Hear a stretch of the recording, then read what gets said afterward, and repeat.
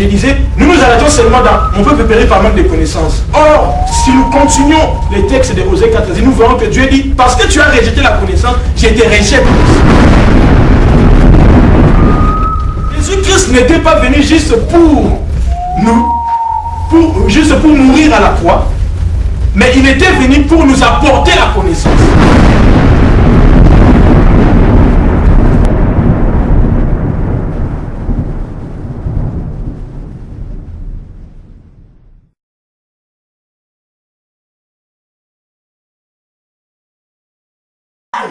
Un jouet.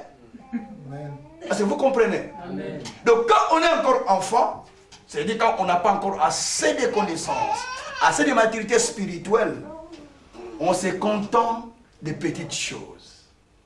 Mais quand on grandit, l'idée change, on cherche maintenant à faire des choses à la hauteur de grand. Que le Seigneur soit loué. Amen. Amen. Si vous n'avez pas de désir, Dieu aussi ne fera rien. Un jour, David se trouve dans le désert. Dans Psaume 63. Dans le désert sans eau. Dans une terre aride. La Bible dit, David dit, oh Dieu, mon cœur soupire après toi. Je désire contempler ta gloire et expérimenter ta puissance. Pendant qu'il était dans le désert, sans eau, une terre aride, donc il n'y a rien, dans ce chaos-là, David désire quelque chose. C'est alors que Dieu lui en avait donné. Amen. Écoutez-moi bien aimé. C'est pendant que vous sentez qu'il n'y a rien. C'est pendant que vous sentez que rien ne marche que vous devez maintenant désirer quelque chose. Amen. Je ne sais pas ce que vous désirez. Yes. Laisse que Dieu vous accorde votre désir. Amen. Amen. Que le Seigneur soit loué. Le désir d'un homme ou d'une personne, si je me permets de dire d'une personne, est un sentiment qui brille au fond de son cœur, mais qui motive tout son être à faire une action. C'est ça le désir. C'est un sentiment qui brille au fond de son cœur, mais qui motive tout son être à faire une action ou agir. Amen. Donc, si je me permets d'acheter un synthétiseur, c'est parce que je sens le désir de l'acheter. Alors, mon corps entier se move, je me déplace dans un magasin pour acheter le synthé. C'est un désir. Donc, le désir est un élément capital pour votre développement spirituel et pour votre développement du leadership.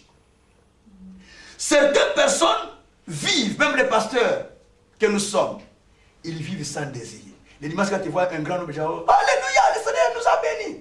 Les jours souvent, quand il n'y a plus de gens, offrons de vos prières parce qu'il y a un grand combat. Il n'y a même pas un combat, ce n'est pas un problème de combat. Yes. Ce n'est pas un problème de combat, c'est un problème de développement de leadership. Amen. Parce que tu n'as pas développé le désir et les gens ne viendront pas. Amen. Moi aussi, je l'ai vécu. Et le Seigneur m'a donné ce message pour me changer d'abord moi-même. Donc, lorsque je vois que les choses tournent, je dis gloire au Seigneur, le Seigneur est avec nous. Amen. Quand les choses tournent, je dis Seigneur, ça c'était un combat. Dieu me dit ce n'est même pas un combat.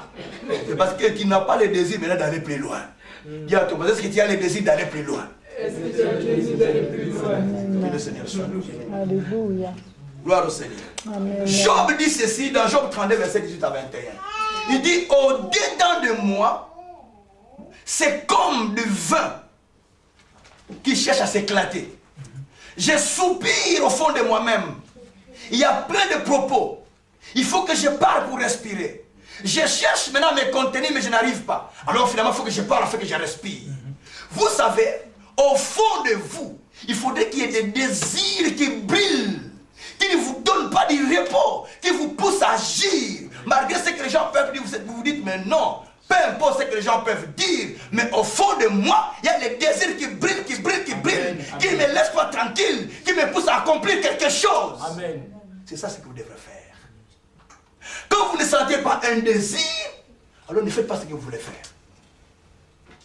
Même en prêchant à l'église, si vous ne sentez pas le désir, ne prêchez pas. N'allez pas donner un bon sermon. Ça sera l'histoire. Jésus, quand il partait dans l'autre côté de Galilée, il y a la tempête qui s'est levée. Alors, avec ses disciples dans la barque, il voulait se noyer. Jésus a dit, tempête, calme-toi. Alléluia!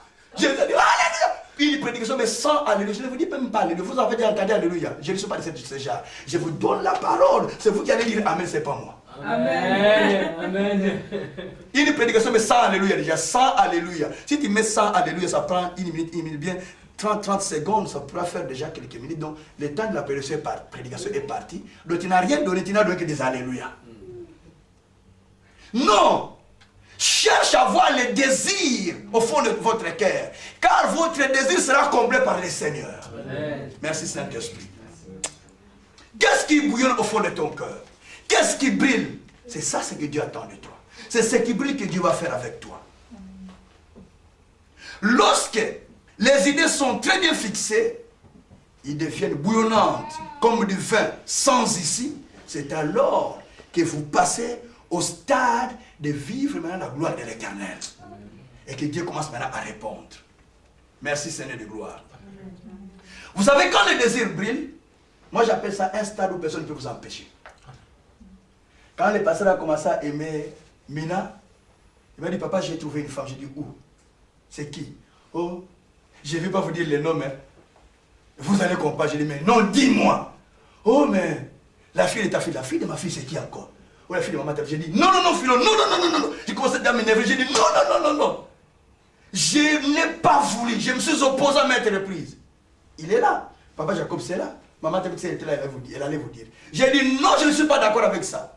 Oh, mais papa, j'ai dit, non, j'ai fait tout de l'empêcher, mais comme c'était un désir qui brillait au fond de son cœur, le désir s'est accompli. Amen.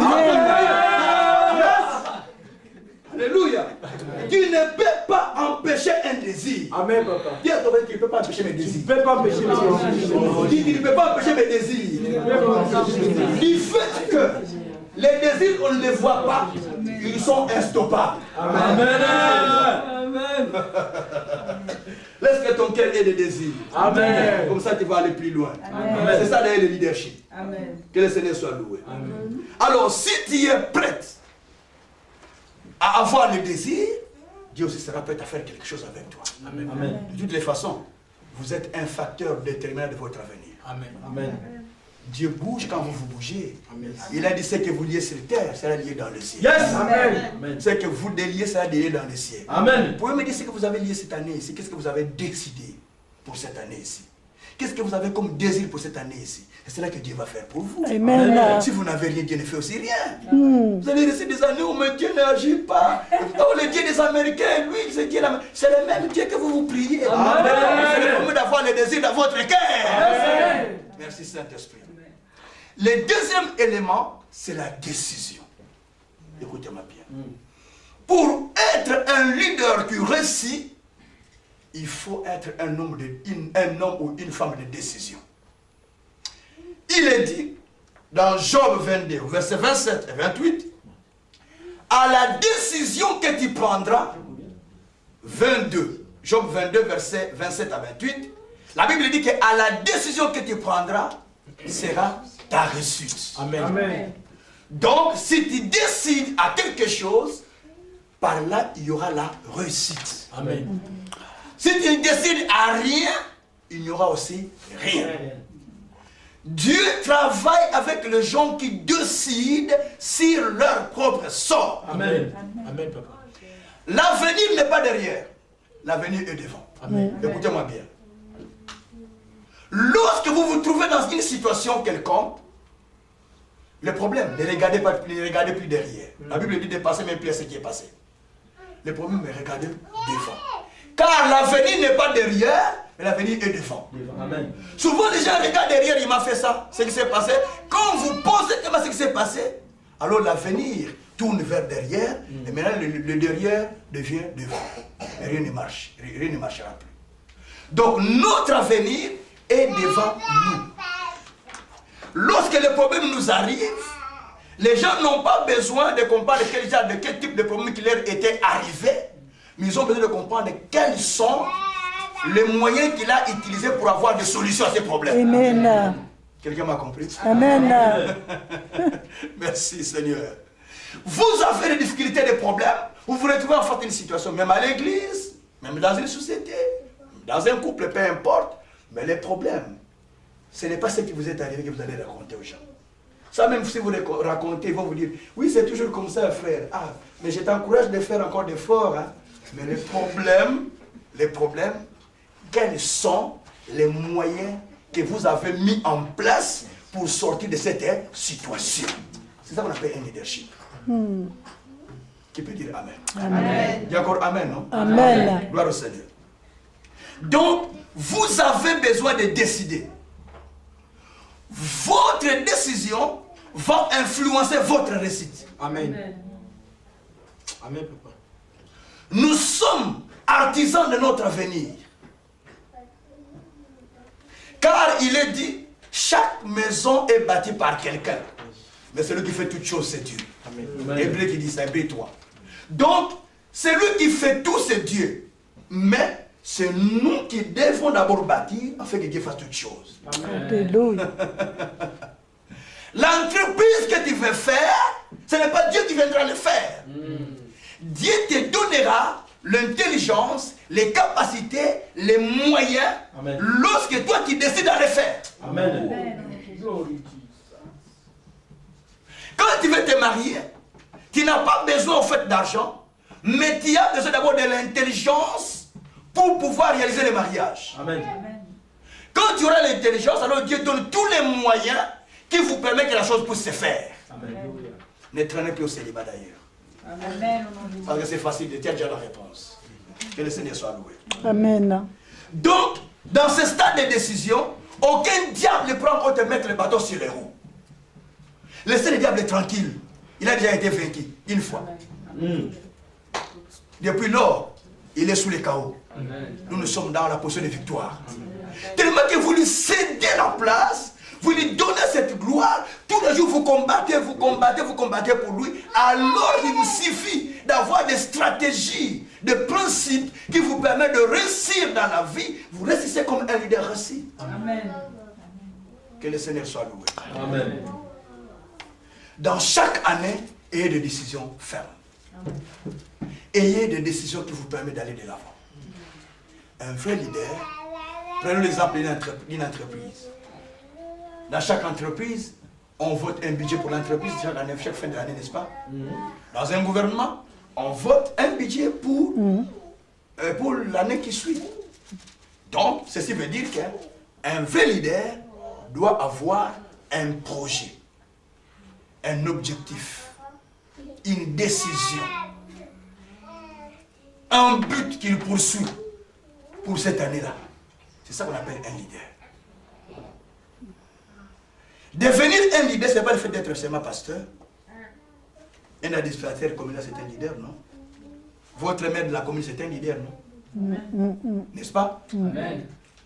Votre chef du travail, votre directeur, n'est-ce pas, il est un leader? Il est un leader, parce qu'il y a des leaders naturels, il y a des leaders sociopolitiques, il y a des leaders spirituels, même des leaders administratifs. Tous sont des leaders.